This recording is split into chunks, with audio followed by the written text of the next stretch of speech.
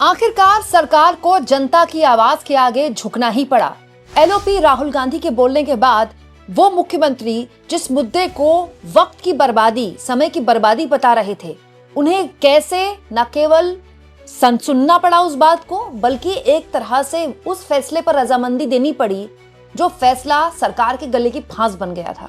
दोस्तों, राहुल गांधी अगर किसी मुद्दे को उठाते हैं तो पूरे की पूरे जो बीजेपी का पूरा इकोसिस्टम है, चाहे खुद बीजेपी के बड़े नेता प्रेस कॉन्फ्रेंस करना शुरू कर देते हैं, पूरी मीडिया उस मुद्दे को उठाती है कि राहुल गांधी पॉलिटिसाइज कर रहे हैं, राहुल गांधी पॉलिटिसाइज कर रहे हैं मुद्दे को। लेकिन दोस्तों, एक बार फिर साबित हो गया कि अगर किसी मुद्दे को एलओपी राहुल गांधी या राष्ट्रीय नेतृत्व उठाता है तो उस पर मुख्यमंत्री, चाहे वो बीजेपी के सबसे ताकतवर मुख्यमंत्री ही क्यों ना हो, उनको झुकना पड़ता है।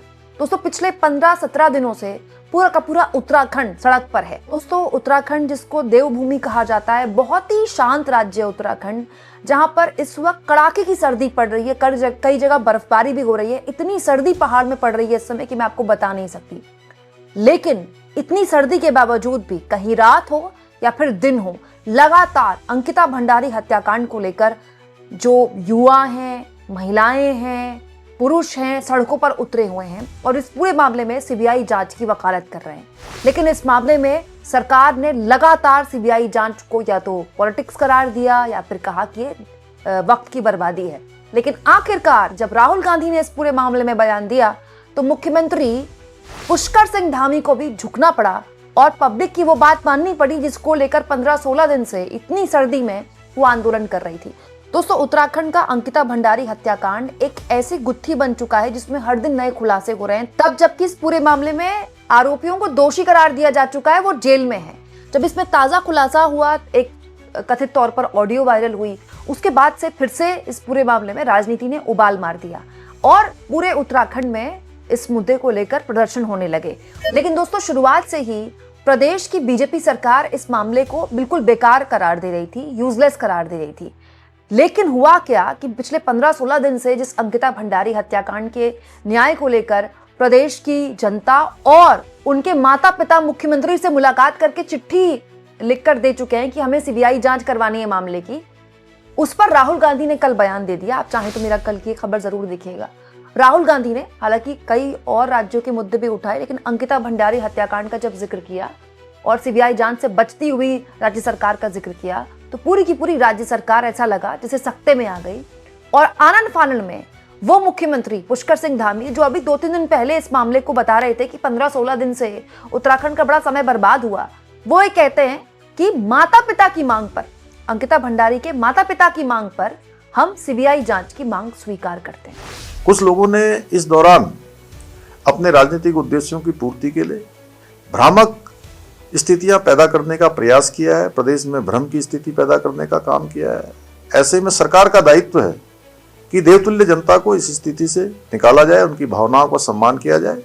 और हमने सोचा कि सबसे ज़्यादा पीड़ित पक्ष उनके माता पिता हैं और उनका पक्ष जरूर जानना चाहिए। मैंने उनके माता पिता से बात की है और उन्हीं के द्वारा बातचीत में कहा गया है कि सीबीआई की जांच होनी चाहिए इस प्रकरण में, जिसका सम्मान करते हुए हम इस मामले की जांच सीबीआई से कराने की संस्तुति कर रहे हैं। दोस्तों, मुख्यमंत्री ने तो कह दिया कि हम सीबीआई जांच की मांग स्वीकार करते हैं, लेकिन यही मुख्यमंत्री अब तक, यही इनकी सरकार अब तक इस मामले को, मतलब सीबीआई जांच को टरका रही थी। वहीं प्रदेश कांग्रेस के अध्यक्ष गणेश गोदियाल ने कहा है कि अब जब सीबीआई की जांच मान ली है प्रदेश की सरकार ने, इसका मतलब सरकार ये मानती है कि केस में गलतियां हुई हैं, क्योंकि सरकार खुद कह रही है कि दोषी करार दिए जा चुके हैं और वो जेल में हैं। तो अब आप सीबीआई की जांच मांग रहे हैं, अल्टीमेटली आप ये स्वीकार कर रहे हैं कि आपने केस में शुरुआत से ही गलती की। सरकार ने सीबीआई जांच की मांग को मानकर निश्चित रूप में साबित किया कि अतीत में सरकार ने गलतियां की हैं। फिर भी ये प्रदेश के उन तमाम लोगों के संघर्ष का परिणाम है जो अंकिता भंडारी के लिए सीबीआई जांच की मांग कर रहे थे। उनके माता पिता के सब्र का और संघर्ष का परिणाम है। तमाम राजनीतिक दलों के संघर्ष और सब्र का परिणाम है। सामाजिक संगठनों के सब्र और संघर्ष का परिणाम है और कांग्रेस के भी संघर्ष का परिणाम है। सबके संयुक्त संघर्ष का ही परिणाम है कि ये सीबीआई जांच सरकार ने आदेश दिया है। लेकिन ये सीबीआई जांच, हमने कहा है, जब इसको देखना बाकी होगा कि क्या इसमें सुप्रीम कोर्ट या हाई कोर्ट के किसी माननीय न्यायाधीश को इसकी देखरेख का जिम्मा सौंपा गया है कि नहीं है। ये बहुत महत्वपूर्ण बात है। हमारी मांग ये है कि ये सुप्रीम कोर्ट या हाई कोर्ट के माननीय किसी जस्टिस महोदय की देखरेख में ही इस जांच आदेशित हो। हम ये मांग करते हैं। दोस्तों, अगर आप 15-16 दिन की पूरे क्रोनोलॉजी को देखें तो लगातार प्रदेश सरकार इस मामले में सीबीआई जांच से बचती दिखाई दी थी। लेकिन हुआ क्या दोस्तों, कल है 11 जनवरी। 11 जनवरी को अंकिता भंडारी के पिता के आह्वान पर और प्रदेश कांग्रेस के आह्वान पर पूरे उत्तराखंड के बंद का ऐलान हो गया। तो जाहिर तौर पर उत्तराखंड सरकार किसी भी तरह से रिस्क लेने को तैयार नहीं थी, क्योंकि उत्तराखंड जैसे छोटे राज्य में अगर किसी एक मुद्दे को लेकर गोलबंदी हो गई और पूरे राज्य में बंद हो गया तो फिर दोस्तों प्रदेश बीजेपी के लिए बहुत बड़ी मुसीबत बन जाएगी। और ये जो हत्याकांड था, अंकिता भंडारी हत्याकांड, ये अब कोई उत्तराखंड का मामला नहीं रह गया था, ये राष्ट्रीय मुद्दा बन गया था। कहने वाले तो ये भी कहते हैं कि इसकी गूंज दिल्ली आलाकमान तक पहुंच गई थी और जिस तरह से इस मामले को राजनीतिक तौर पर हैंडल किया गया पुष्कर सिंह धामी द्वारा, उसको लेकर केंद्रीय आलाकमान बहुत खुश भी नहीं है।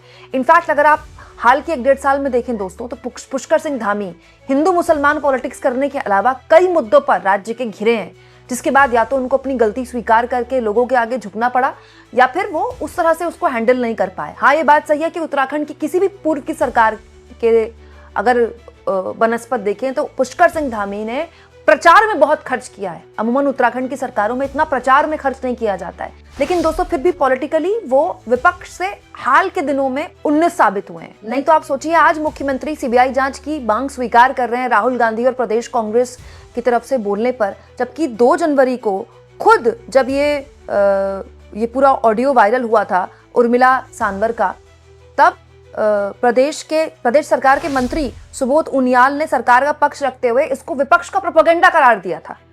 तब सरकार इसको विपक्ष का प्रोपेगेंडा करार दे रही थी। दोस्तों, हालत ये हो गई थी, प्रदेश बीजेपी के अध्यक्ष महेश भट्ट सहित सांसद अजय भट्ट को भी लोगों ने काले झंडे दिखाने शुरू कर दिए थे। प्रदेश में सड़कें भर गईं, अल्मोड़ा से लेके देहरादून से लेके चमोली से लेकर, चाहे सर्दी की रातें हो चाहे दिन हो, लोग सड़कों पर उतरने लगे और स्थितियां ये आ गई कि पूर्व सैनिक तक पैदल मार्च निकालने लगे।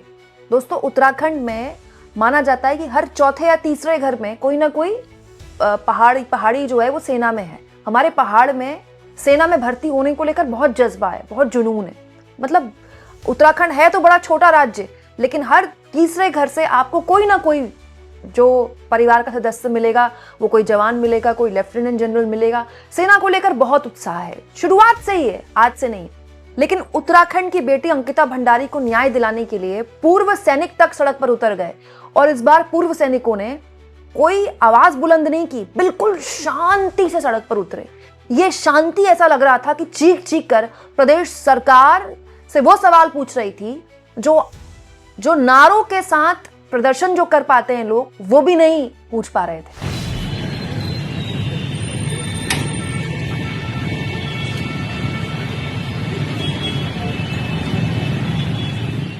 दोस्तों, इस पूरे मामले में प्रदेश सरकार ने बहुत कोशिश की कि कैसे भी करके मामले को रफा दफा किया जाए। मुख्यमंत्री खुद देखिए 8 तारीख को फिर से ये बता रहे थे कि जो पौड़ी का राजकीय नर्सिंग कॉलेज है उसका नाम परिवर्तित करके श्री अंकिता भंडारी राजकीय नर्सिंग कॉलेज किया जाएगा, जबकि यही बात 2023 में भी वो कह चुके हैं। मतलब अपनी पुरानी बात को दोबारा से वो रिपीट कर रहे थे, कैसे भी करके मामला ठंडा पड़ जाए।